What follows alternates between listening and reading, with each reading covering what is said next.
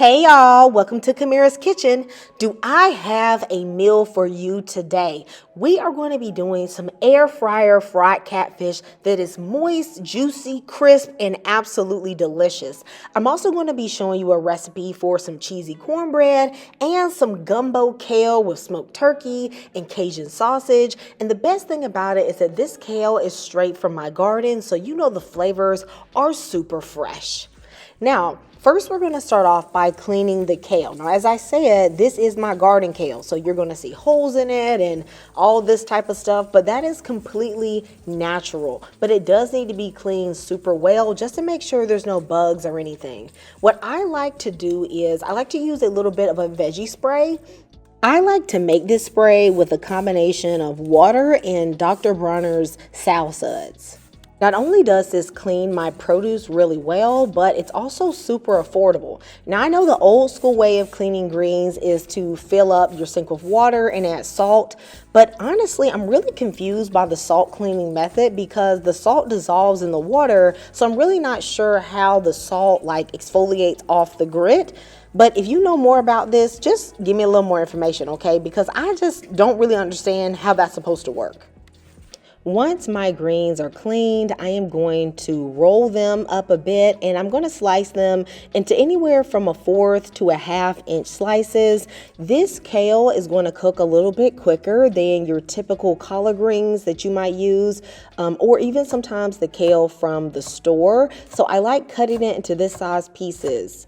If you have already enjoyed this video so far, don't forget to give me a thumbs up and also subscribe to the channel and turn on the bell. That way you're going to be notified every time I post a meal because I am posting new meals every single week.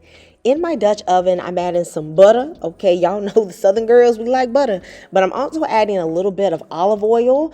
I think that adds a good flavor. I'm putting in some fat back. Okay, I know some people don't do fat back, but you know, we all got a little fat on the back, all right? And I'm also putting in some cajun andouille sausage, and I'm going to cook this for about 5 to 6 minutes until it starts to brown. Then I'm going to add in some diced onions, celery, and bell pepper. You guys know that trinity. And I'm going to saute this for about 3 to 4 minutes until it starts to take on a slightly browned color.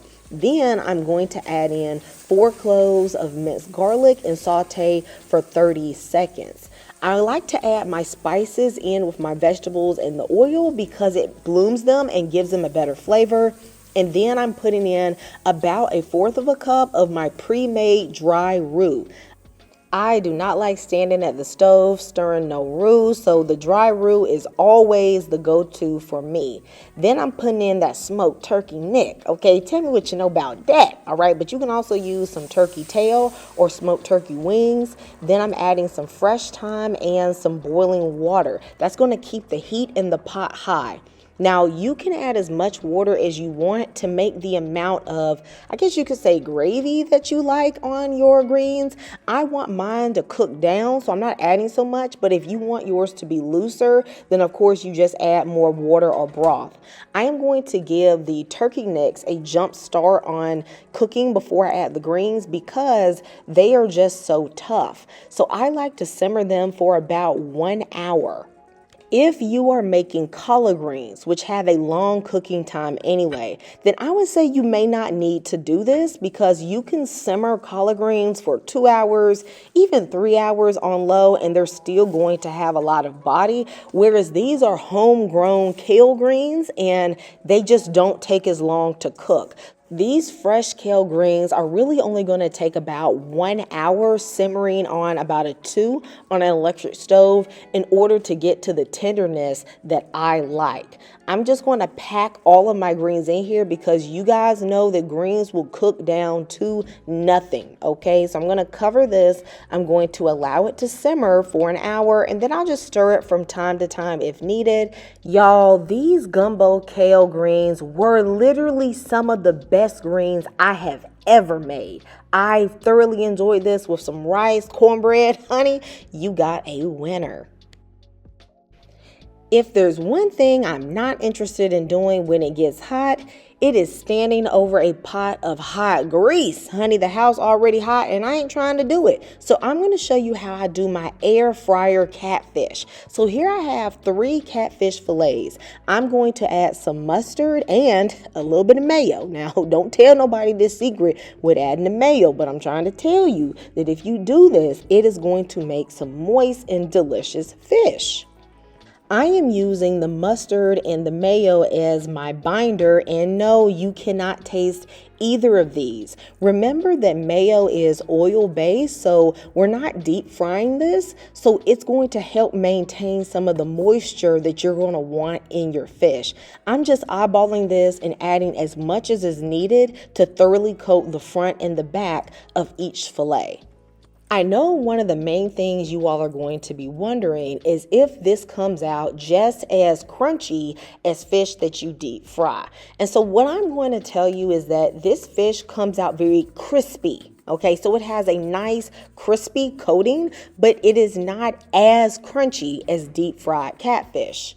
But honey, the flavor is delicious, and to me, sacrificing a slight bit of crunchiness for the convenience of air frying. And also, I don't tend to do a lot of pieces of fish at one time, just maybe like 2 or 3. So it's really convenient for me to not to have to buy oil and heat up a pan. So I think it's a fair trade-off. Let me know what you guys think. As you all can see, I did not add any seasoning to this fish. Okay, look. The breading mixture has all the seasoning you need. It definitely got all the salt. So don't go on there adding extra salt and, jacking up your blood pressure and all this stuff. You don't need to do that. Whatever fish fry you choose should have enough seasonings for the fish. I'm just patting it on and shaking off the excess until it looks like this. Don't let nobody fool you into thinking that when you air fry, you don't use no oil. Baby, your fish gonna be dry. Okay, you ain't gonna like it one bit. All right, but what I do like is that I can use olive oil. So I am just going to spray the front and the back side of the fish thoroughly with olive oil. That is needed for your fish to become crispy. If you do not have oil spray, then you can put a little bit of oil in a ramekin and you can just lightly brush it on. That should work just the same. In my air fryer, I could comfortably fit 2 big fish fillets. If I, was trying to squeeze it, I probably could have put the third one in there, but it wasn't that deep to me because I didn't really need that much fish. Now, I like to cook mine on 385 for about 15 minutes. And then halfway through the cook time, I'm going to go in here and I'm going to flip the fish. As you can see, the breading is sticking very well and it already is pretty crispy, okay? Especially on the ends of the fish, it actually gets fairly crunchy. After I flip the fish and allow it to finish cooking, technically your fish fillets are going to be done. However, I like to cook it for about 2 or 3 minutes at 400 just to make sure that the breading is extra crispy, but that is optional. Guys, this fish looks delicious. It is tasty with some coleslaw and a little lemon juice. Baby, you couldn't tell me nothing. I want y'all to see how moist this is. Let me know if you're going to make this. Baby, put a corn emoji in the comments if you're a cornbread lover like me. I'm going to do a homemade cheesy cornbread recipe for you that is just absolutely delicious. I'm adding in some flour, cornmeal, baking powder, baking soda, and a little bit of sugar to my cornbread. If you don't like sugar, you can leave it out. I'm going to mix this all together well, and then for my wet ingredients, I'm going to add in 2 eggs, 1 stick of unsalted butter that's melted, and a combination of heavy cream and buttermilk. I always like to use a dairy with a high fat content like heavy cream because it's going to make your cornbread so much more moist. I'm going to mix this together until it is well combined, and then I am going to add in 1.5 cups of sharp cheddar cheese. This is a white cheddar cheese, and honey, it is going to just add a really good saltiness to your cornbread. The fat content in the cheese will also make your cornbread stay nice and moist. Once it is all combined, I'm going to add this to a 8x8 baking dish that I've greased with some butter, okay? Because you know butter makes everything better.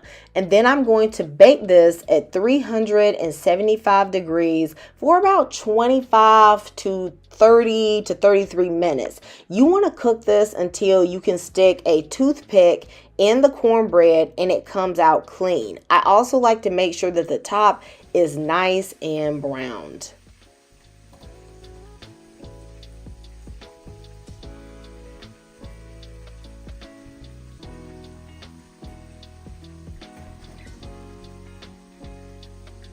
Because this cornbread is still warm, I am not going to go through the effort of melting butter. I'm just going to take my stick of butter and just rub it on top of the cornbread. Now, if you like sweet cornbread, you could actually put a honey butter on this, but I don't need that for this recipe. Y'all, this cornbread is so moist. It is delicious. It has a great crumb to it. It would be perfect in the morning with a little tea. Honey, let me know if you are going to make this cornbread recipe. Did you all love this meal idea? The cornbread with the gumbo greens, with the air fryer catfish. To me, this was just so filling and delicious, and it was just flavors everywhere. Guys, I loved it. You guys know that I love you and Jesus loves you. God bless you all for supporting this channel. Goodbye.